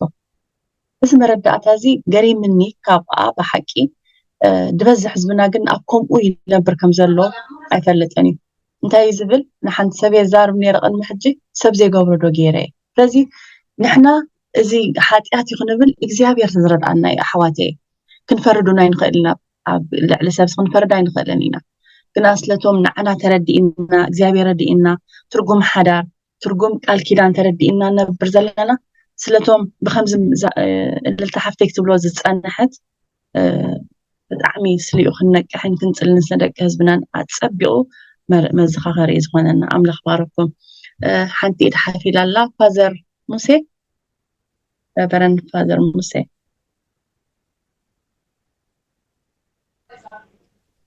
በስመ አብ ወወልድ ወመንፈስ ቅዱስ አሐዱ አምላክ አሜን። ከመይ ፀኒሕክን ቅዱሳን ኣዴታት ሰላም ጎይታናን ኣምላኽናን መድሓናን ኢየሱስ ክርስቶስ ምስ ኩልኻትክን ይኹን ድምፂ ይስማዕ ኣለኹ ደ ኣርያም ሓፍተይ እወ ኣቦና እወ ሕጂ እቲ ትምህርቲ ኸሲ ብጣዕሚ ኣዝዩ ደስ ይብል ዘይኮነሲ ጥራይ ንጎይታ ባህ ዘብል እዩ ጓል ኣንስተይቲ ማለት ናይ ገዛ መብራህቲ እያ ሓያል እንድሕር ደኣ ኮይና ጓል ኣንስተይቲ ድማ ኣሽንኳ እንዶ ንኣማኒ ንዘይኣማኒ እውን በቲ መገዲ ክትወስዶ ወይ ድማ ክትመርሖ መንፈሳዊ ሓይሊ ኣለዎ ማለት እዩ ስለዚ ብዙሓት ሰባት ብሰንኪ ደቂ ኣንስትዮ ናብ ኣርየ ዝበለ ትንሳኤ መንፈሳውነት ይመፁ ብዙሓት ሰባት ድማ ይወድቁ ማለት እዩ እጂ ኣነ ሓደ ግዜ እንታይ ብል ንዴታትና ወይ ንኣሕዋትናሲ ዘለዎን ፓወር ኣምላኽሲ እንተዝገልፀለን ክሳብ ክንደይ ይኮን መበላይ በቲ ሓደ ወገን ካብኡ ግን ኩሉ እንተዝፈልጣ ነይረን ክሳብ ክንደይ ኣምላኽ ጓል ኣንስተይቲ ሓይሊ ዝሃባ ከዓ ቁሩብ ትዕቢት ከየምፅአለን ስለዝደሊ እዩ ምክንያቱ ጓል ኣንስተይቲ ኩሉ ክትገብር ትኽእል እያ ዋላ ኣነ ዝበለ እኩይ ሰብኣይ ይኹን ዋላ ኣነ ዝበለ ብሩኽ ሰብኣይ ይኹን ሓንቲ ዓደ በቲ ቅዱስ ኣገባብ እናገበረት مرسخ دك تبعتي قد تعد أصفتي كورن تخمتها تعلو كنت تقول إن السيد سي أي تعد أصفني مالتي سلزي قال زقابي هير دقني سبيت سيماني رخباي دقني سبعي مني رخباي بلن نيات تزدقنت كابديو سبل هجي تعدي تحدا قدست مرختم كوينه ولا خا كريستيان كلا تعيزو في قالنا تمغبي عبي مس منفس قدسنا تلامامده مس منفس قدسنا تعساسره يا عبي تحرا مس ولده نتي اوشتا خوينو لامود تصلحان نخنبرو اي صقماني نخنو نتيوت نخلولو اي صقماني سلازي انس نعرات كنت مركن بقعات يبليني بلبي سلا عفاو تحتنا زي كونس سلا بحق مالتي ترى يا جوخاتكن بتتقبروا زي الخنسي احنا تماهيرنا هنا مهارينا زلنا اسخاتكن برهان جزائخن ازم علما حدا جزي زبلوا ነገር አላሲ አደ ብርሃን ገዛ ያብሉ ማለት እዩ እጂ አደ ግን አደ ትራይ ኮረት ብርሃን ገዛሲ ዋላ በዓልት ቤቱን ብርሃን ገዛ ያ ዋላ በዓልት ቤቱን አብርሃንት ጊዜ ሓደ ጊዜ ብኔ ሓደ መጽሐፍ ينبب ነይረ دناو من يقول لي صحيح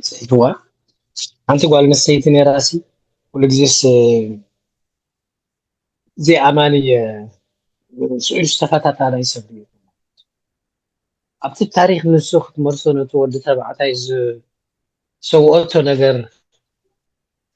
مسبب كسي أمانة تدني زابير دك نسيو ذهبا حيلي مالتي بيجي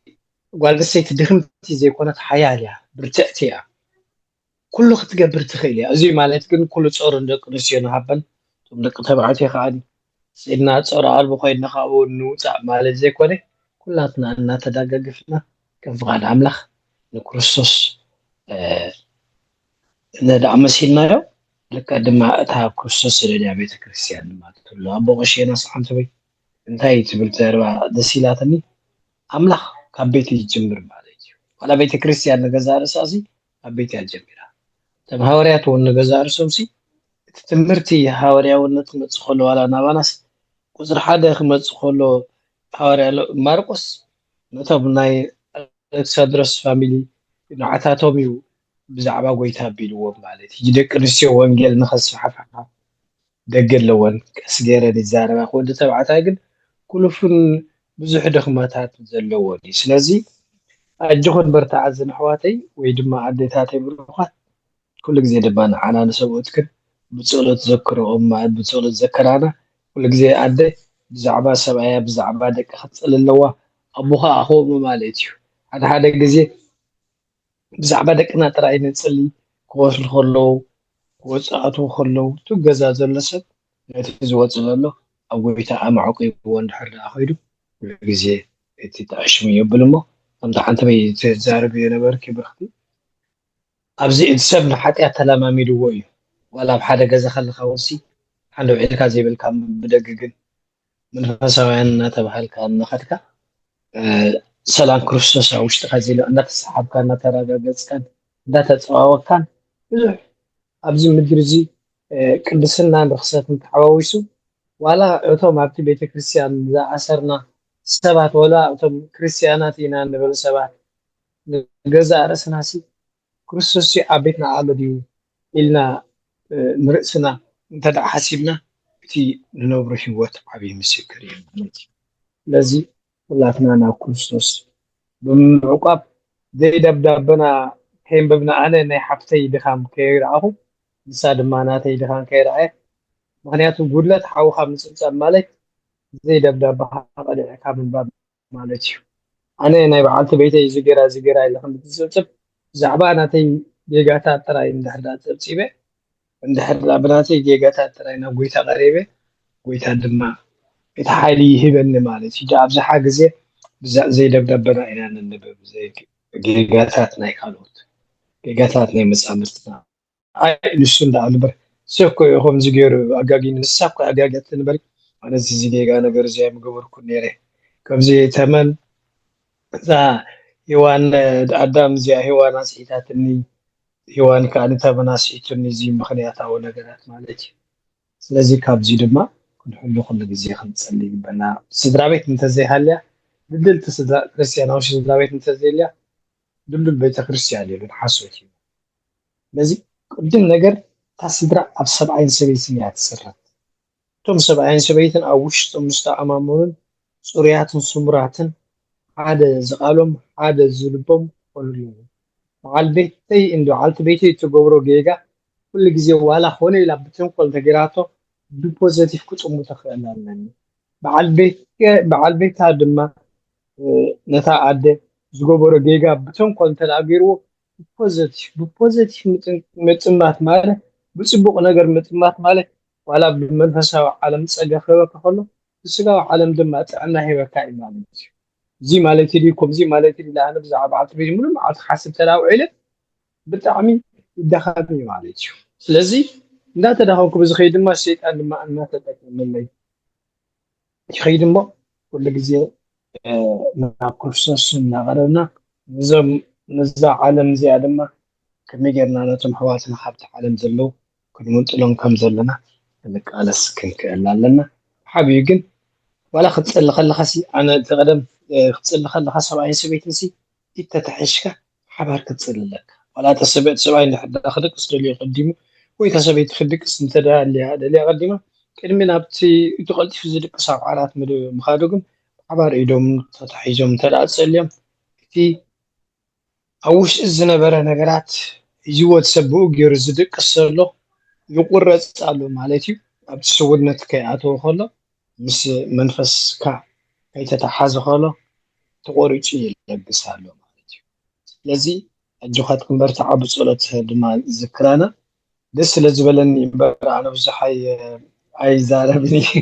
ተማሃር ጥራይ ዝደሊ እዚ ትምህርቲ ክንግን ኣመና ደስ ይብለኒ ብሓቂ ቅዱሳን ኣዴታትና ቅዱሳን ህዝቲ ቆልዑ ክንወልድ ኢና ነዛ ምድሪ ድማ ክንበፅሓ ኢና ሓደ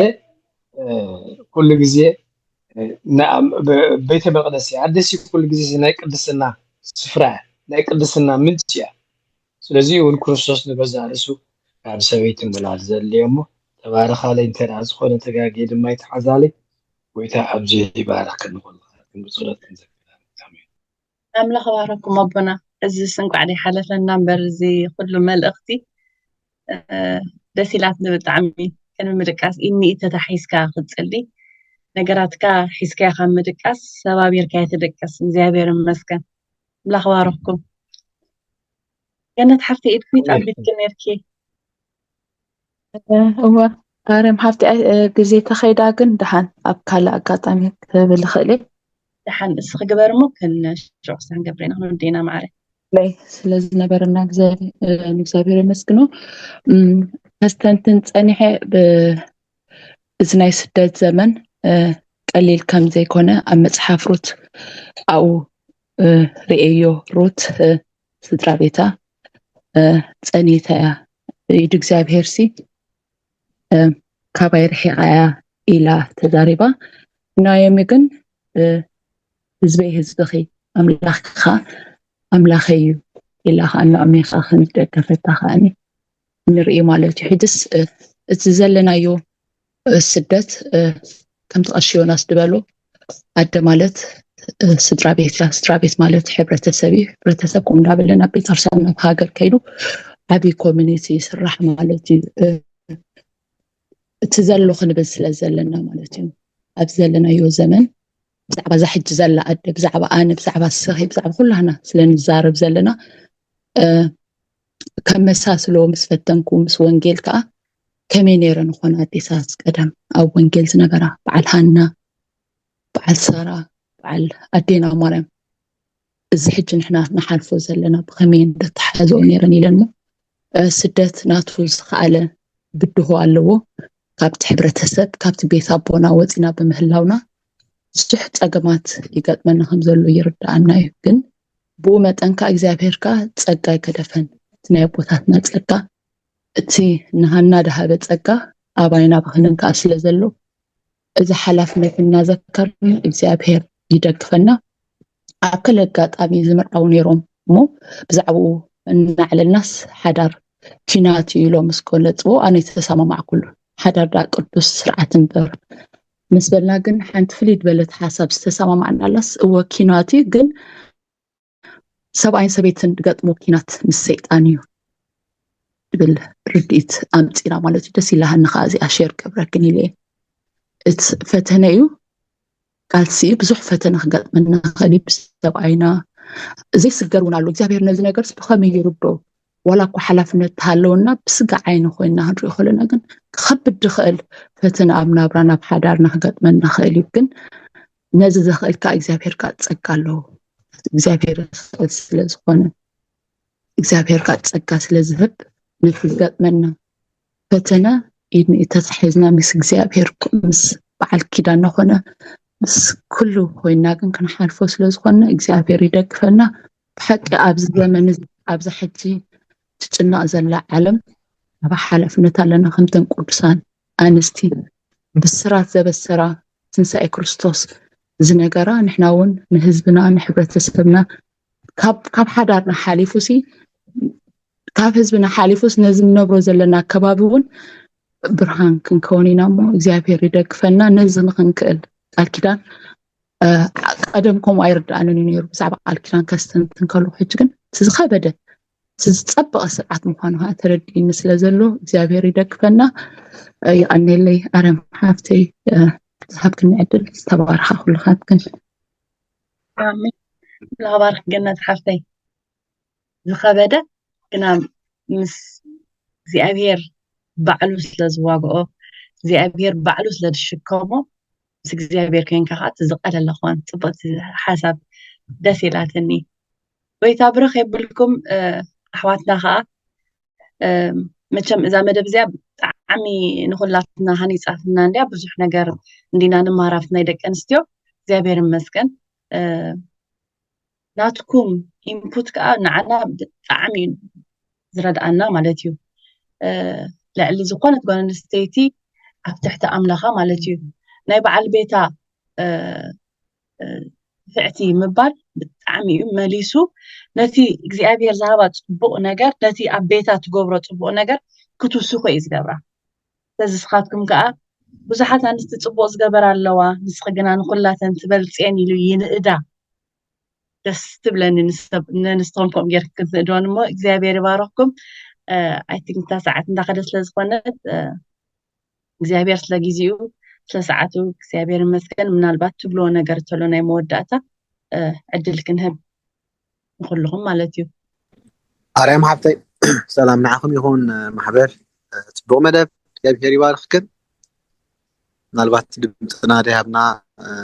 ንምሃር ስለ ዘለና እዩ ወላ ሓንቲ ካብዚ ክበሃል ዝፀንሐስ ንምልኦ ካብኡ ንላዕሊ ንምልኦ ነገር ስለዘየለ እዩ ስለ ኣገልግሎትክን ኣምላኽ ይባርኽክን ኩላትክን ኣሕዋት ኣብ ዝሓለፈ ርክብክን እውን ኣትየ ነይረ ሰሚዐክን ብጣዕሚ ደስ ኢሉኒ ኩሉ ግዜ ክንኣቱ ፅቡቕ እዩ ግን ናይ ደቂ ኣንስትዮ ጥራሕ ስለ ዝበልክና ኣሳብኣ ገፅና ተወዛይ ንብል ኒና ሽዑ እውን በጋጣሚ መፅአክን ግን ፅቡቕ ተማሂረ ሕጂ ከዓ እንደገና ካብኡ ብዝበለፀ ተማሂረ ስለዚ ብክልቲኡ ዝረኣኽዎ ትምህርትስ ብሉፅ ነይሩ እሞ እግዚኣብሔር ይባርኽክን ኣምላኽ ፀጋ የብዝሓልና ንዓኹም ዝሃበና ንኣምላኽ ኣዝዩ እዩ ዘመስግኖ ኣሜን ኣብ ዝመፅእ ርክብና ድማ ከምኡ ክኾነልና ብፀሎት ንንቃሕ እግዚኣብሔር ይባርክኩም ኣሜን ኣሜን ዳዊት ሓወይ ንሕና እውን ስለይኹም ንኣምላኽ ኣዝና ኢና ነመስግኖ እግዚኣብሔር ብርኽ የብልኩም ከምዚ ዝበለ ግዜን ሰዓትን ካብ ምሕረቱ ስለ ዝኾነ ኣምላኽ ስሙ ይባርኽ ንብሎ ነገር ተዘይብልና ክንውድእ ኢና ናይ ደቂ ኣንስትዮ ናይ ዋትሳፕ ግሩፕ ከም ዘለና ደይፈልጥ ኣሕዋት ከይህልዋ እሞ ካብዘን ኣትየን ደላ ሓትና እንድሕር ሓደሽቲ ኣለኽን ኮንክን ዋላ ኣብዛ ዙም ሕጂ እንድሕር ፅሒፍክናላ ናብቲ ናይ ዋትሳፕ ግሩፕ ክንወስደክን ንኽእል ኢና ሓብቲ ንራኸበሉ ኣብ ሰሙን ሓንቲ ግዜ ሓሙስ ኣላትና ናይ ሓንቲ ሰዓት ፀሎት ናይ ሽወደና ኣቆፃፅራ ካብ ሰዓት 8 ክሳብ ሰዓት 9 ከምዚ ጉባኤ ከዓ ኣብ 2 ወርሒ ኣብ ክልተ ወርሒ ሓደ ግዜ ንገብር ማለት እዩ ሕጂ ንራብዓይ ግዜ ንጋባእ ኣምላኽና ፈቒዱ ሰናይ ዝኾነ ምሸት ኣምሲና እሞ ንዝኾነ ነገር ግን ክትውከሳና ትኽእላ ኢኽን እቲ ማሕበርና ክፉት እዩ ንኩሉ ኣምላኽ ባረኽክን ብሰላም ምጣና ሓደሽቲ ንሪኤክን ዘለና ኣስማትክን ማለት እዩ ተባረኻ ፍርቂ ኣለኹም ንጸልም እምበር እግዚአብሔር ስቂሉ ቃሉ ኣይህብን እሞ እግዚአብሔር ቃል ሰደደ እዚ ከዓ ኣብ ቤተ ያዕቆብ ወደቐ ተጻሒፉ ኣሎ